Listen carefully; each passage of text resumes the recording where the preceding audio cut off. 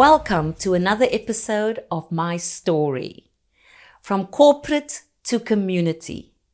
Floyd McClung, in his book, The Father Heart of God, writes this: how the Father's compassion heals the deep emotional wounds and how to experience the depths of His love for you, for me, for people, and especially for a community.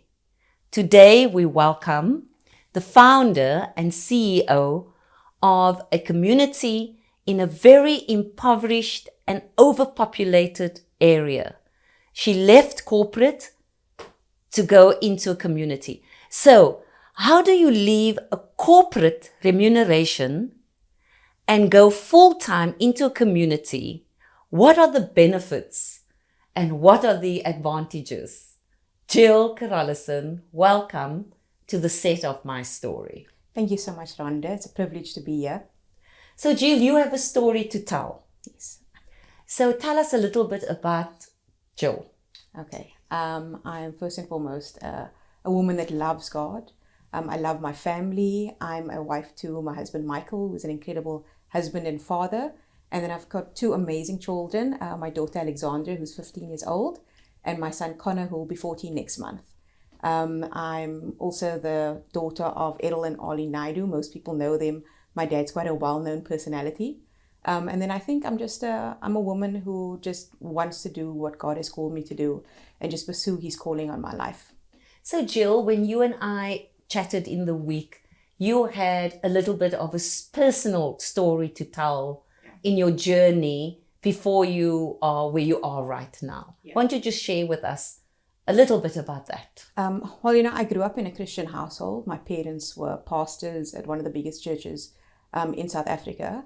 And one would think that would bring me, I'd have a nice, clean and tidy little childhood and adolescent years. Unfortunately, it wasn't like that. Due to some childhood trauma, sexual abuse, which is a story for another time, I had some very rebellious teenage years. And a lot of brokenness, a lot of insecurities, a lot of rejection issues. And so my teenage years were fraught with just lots of drinking and partying and just reckless behavior. But I thank God for my parents that prayed throughout that entire time and never gave up hope on me. And it was during that time, I was in my early 20s and I was dating a guy that unfortunately was very abusive, mentally, emotionally, even sometimes physically. And I ended up falling pregnant. And I was 24 years old. I lost my job. I was pregnant. It was a very bad relationship. And it was just not a good time in my life. And however, there I met Michael. I left that. I was able to leave that relationship, thankfully. And I was quite lonely and depressed as, being a single mother. And Michael entered my life when I was 7 months pregnant. Which is not the best time to be dating, as you can imagine. But a colleague who became a dear friend was actually quite adamant that she wanted to set me up on a blind date, much to my, objections, because I did not think I was in any way, shape or form anybody's cup of tea at that time. But, I can look back now and realize how that was God. She got a lot of kickback and a lot of people that were upset with her because this incredible guy, how dare she set them up with this, highly pregnant woman. Just God. And he was just incredible. I met him and he didn't see a pregnant woman. He didn't see the brokenness. He didn't see the mistakes. He saw me for me. And he saw the beauty in me at a time when I didn't see beauty in myself. I didn't see anything in myself. He was smitten and he fell in love and he wanted to be a father. The fact that I was pregnant didn't put him off. He actually, the first time he came to me and said, would you be my girlfriend? I said, no, I'm going to be a mother soon and I'm not in it for that. And I've got no time to be trial dating. And I'd had it with men. And he was quite persistent. And he said, no, he's thought about it long and hard. He's always wanted to have a family. And he's in it for it. And from that time, from my 7 months, he was at every gynae visitation. He was in the delivery room when my daughter was born with the camera. He cut the cord. He signed everything. He did everything for her. At the time, I'd lost my job. He made sure that we were okay. He was just such a doting, incredible husband. He proposed 6 months after Alexandra was born, and 6 months later we got married, and the rest is history. Wow. What a character Michael is then. Hey, Jill? I know Absolutely. Michael, and what a man of substance. Yeah, To absolutely. take on such a big task Yeah, is being almost a ready-made dad and husband and wow, that's incredible. And of course, just for the viewers' sake, you and Michael are still married, and you Yes. subsequently had your own biological son. yes, that's Right. what kind of So Jill, tell us about your journey of your relationship with the Lord, which came with your pregnancy, which was so tumultuous, and how you journeyed back to the Lord, and how you and Michael are now serving the Lord full time. Yeah. I think because it was such a dark time in my life, I drifted quite away from God because of what was going on in my life, and because I was in so much darkness. It was really when he brought Michael into my life, I looked at this God and I thought, I'm so far from you. I'm doing everything against you. My parents are saved. I was being reckless. I was nowhere near you. I was, in the far end of the other spectrum. And yet he still saw me worthy. He still saw me, he still saw who I was, to bring me this incredible man, to still bring me my Prince Charming. No matter in that darkness, he still saw fit to bless me.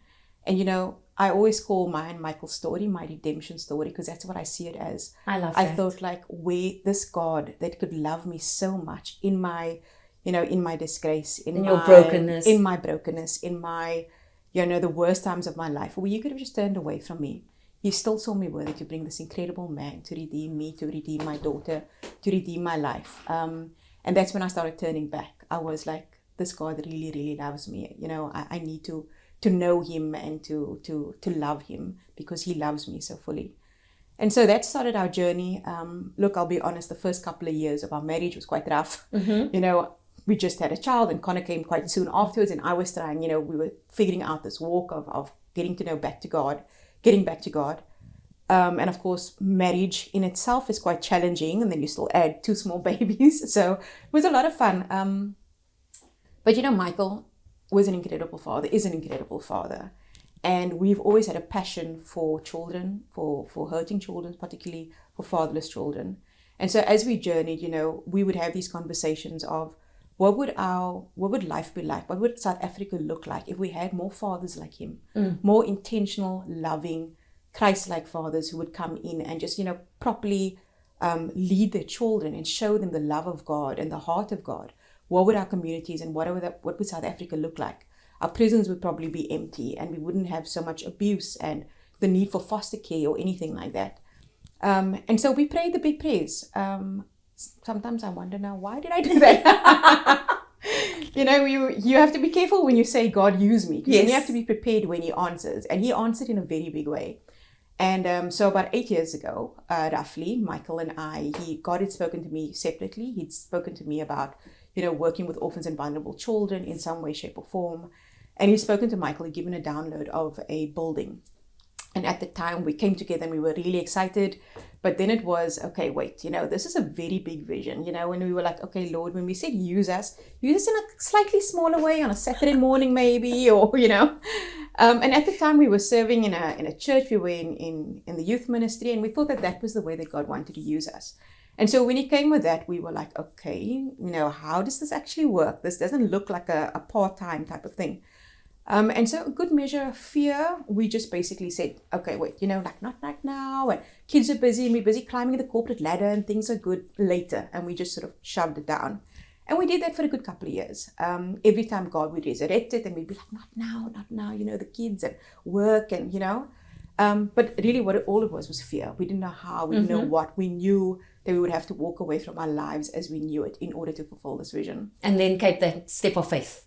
Yes. And then I think God was like, okay, the two of you, I got your number now. We need to do something because I need you to do this. And I thank God that he did pursue us and that he didn't give up on us. And in 2018, we ended up fostering 2 young boys, 2 brothers, an 11-year-old and a 6-year-old at the time. And that happened, it happened very quickly. Michael and I, we heard about these boys in my children's school. And at the time, they were going to pull in social services, and we were like, no, we cannot do this to the children. We'll take them. Yes. And what happened there was that God used that to basically just spark that fire again for us, for orphan and vulnerable children, for the fathers, because these boys, their father had died 4 years prior, and their mother was dying of stage 4 cancer at the time. And so, that care and that love for them and wanting to help them. And so that just burned that fire in us. And we also then, we realized very quickly, if anybody that's fostered, you understand that it's a very different dynamic. And what we thought would be like, okay, we know these kids, like just an extended sleepover type of thing. Very, very wrong. And we ended up realizing that we were way out of our depth very early on. And so being a fairly pragmatic person, started researching. I love reading, started going to courses to understand trauma, which helped us tremendously during that time.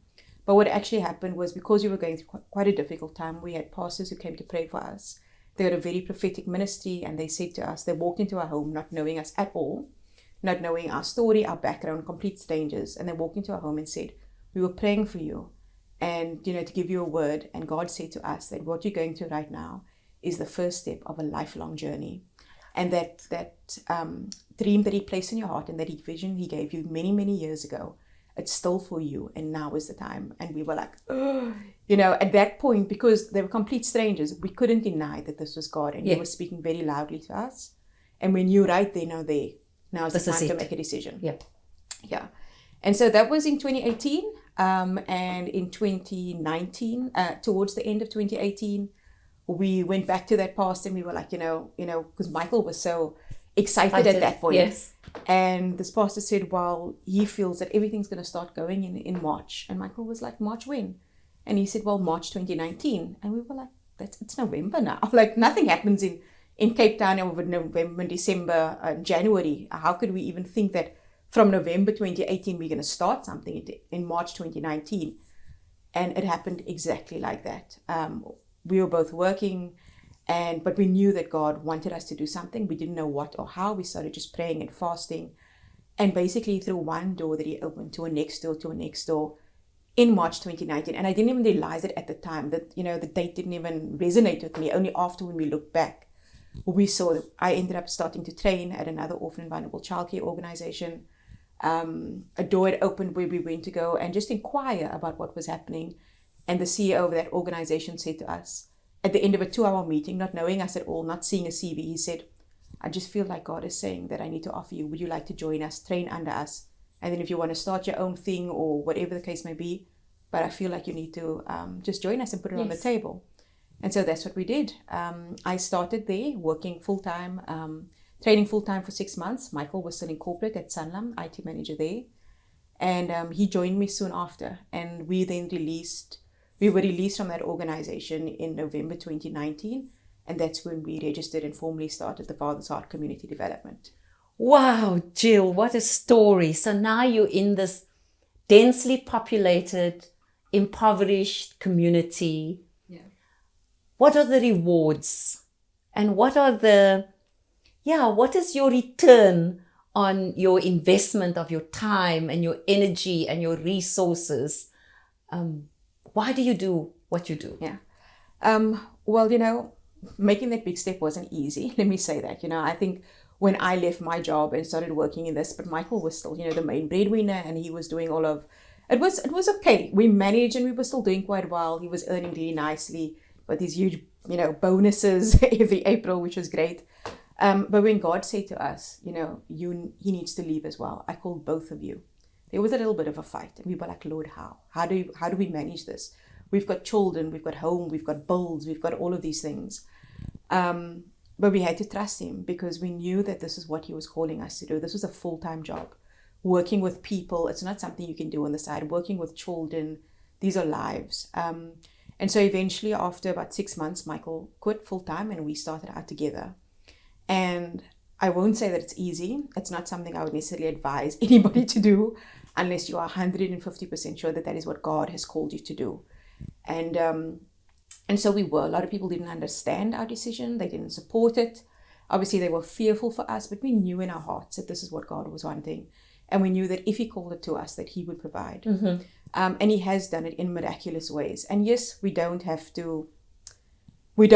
a lot of amazing things. We've had to give up a lot of our life. It comes with sacrifices. Yeah. And I mean, not even the luxuries. I mean, I think it's been difficult in that, we've got a lot of people that support us. My parents have been amazing. They help us with school fees for our kids, and we've got people that will buy groceries for us, and there's people that will give us holidays. And so I think it was difficult in the beginning to go to being dependent, but God, and I think we thought that God would provide for us in ways that we would be able to.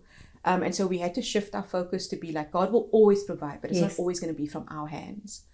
And sometimes it does get, because we do have to say no to our children a lot. And I think that is the thing that hurts the most. Michael and I are happy to go without. Yes. But for our kids, and especially because they're teenagers, there was times when last year we were busy running a campaign for the kids in Fisantekraal, and we were getting them bikes and guitars. And at the time, and nobody knew this, but I didn't know how I was going to buy Christmas presents for my own kids. And that was hard. But, God has been so faithful. And he made a way that we were able to do that. We were able to go on a holiday just through the kindness and generosity of others. Of others. So that is your village and your tribe and your prayer warriors and your supporters. Yeah, absolutely. We would never have been able to do this without them. And those kind, generous people who just go out of their way to support us. And the rewards are, we might not have the financial things anymore, but the rewards are so much more. When the space that we're working in, to see a child that has been broken, a child that comes from severe trauma, who is aggressive and screaming, and to now go where he's come alive and he's bright and he has hope for his future. And there's healing that takes place. And restoration. Or a foster mom, because we work in a space with orphans and vulnerable children and with foster moms. To see a foster mom when we met her, who was just sitting in a corner crying because she didn't know how she was going to do this, to now see her thriving. She's got her own home. The kids are doing great. The kids are excelling. Kids that were maybe, wanting to leave school and now they in the top 5 of their grade, and they're looking towards their future and the reckless and risky behavior. Sure, that's amazing. So that is where we get our benefits from. And also I think intrinsically just knowing that we're doing what God has called us to do. When you know that you are living and working in your plan and purpose, and walking in that, I think there's nothing better than that. Like Michael always says, because he gets lots of phone calls still from corporates wanting him to come back into IT, and he says, I'm spoiled now. I'll never go back. And we know that we won't. No matter how hard it gets, and it is very challenging, no matter how difficult it gets, we know that we will never ever be able to walk away from those children, from those families, from that community that we really love. So Jill, just recently you were awarded by the city of Cape Town for your organization. Please tell us about that. So Yolanda, that was actually an amazing surprise. Like, our organizations, we're not even 2 years old already. So to be nominated for an award is already an honor. But we won the category. There were 12 different categories. We won the category for the organization with the most hands-on solutions for working community, especially when they deal with the underprivileged and disenfranchised. Quite a mouthful. They managed to put that on a beautiful plaque for us. And so, to be noticed, to be honored for the work that we're currently doing, for the impact that we're making in community, I think was really humbling, and it was really just amazing for us to know that we are being seen and that what we're actually doing is actually making an impact. And like I said, many people told us when we started in the nonprofit arena, first 2 years, nobody's even going to look at you. So this award, I think, it just gave us that extra bit of faith. And also, if we just look at it and we see that where we are and what we've accomplished has got nothing to do with us. It's it's all been God. Yes. It's all God. The way that He's opened doors, the blessings, the favor, the things that He's done. And so we can only just but give Him all the glory and all the thanks for everything and for bringing us to where we are right now. So there's this vision that you're going to do this beautiful building in Fisantekraal. So as we wrap up, just quickly share about that. Okay. So the vision was always from the very beginning, 8 years ago, was a center to work with orphan and vulnerable children. So we can be established in the community. Research has shown that the most impact and change and life-changing impact happens with being established there, not the sort of in and out. And so we currently work in the community from a leased premises, which is quite small. But we've been very blessed to actually just have purchased over 6,000 square meters of land in the center of that community. and we will be building the Fisantekraal Child and Youth Development Center. So that's what we're calling it, because we want it to be for that community. It's not about us, it's about what God wants to do in the community and what He's currently doing there. So there will be a space where we will just love on those children, we will disciple them, where we will care for them, we will show them the heart of the Father. I mean, the name of our organization was a download directly from Him. And yes, there will be all the programs and interventions and everything else that we do, the skills training, the development, the parent training, the after-school programs, all of that will be run from that place. But what it really is, Rhonda, is a place of excellence. It's a place of hope for those children. It's a shining beacon for that community, for them to know that God has not forgotten them and that He is there. And it's a place of restoration and transformation for that community. So we're really excited about it. Well, Jill, we're going to have you back on another episode to tell us when the opening of that building happens. We want to be part of that. Absolutely. And so we wish you and Michael, your sponsors, your supporters, your prayer warriors, all the very, very best. Thank you so much. And thank you for sharing your story with us today. My pleasure. So in the words of Nelson Mandela, there can be no keener revelation of a society's soul than the way in which it treats its children. If you enjoyed this episode, won't you please like, share, and subscribe? And we'll see you all next time on the set of My Story.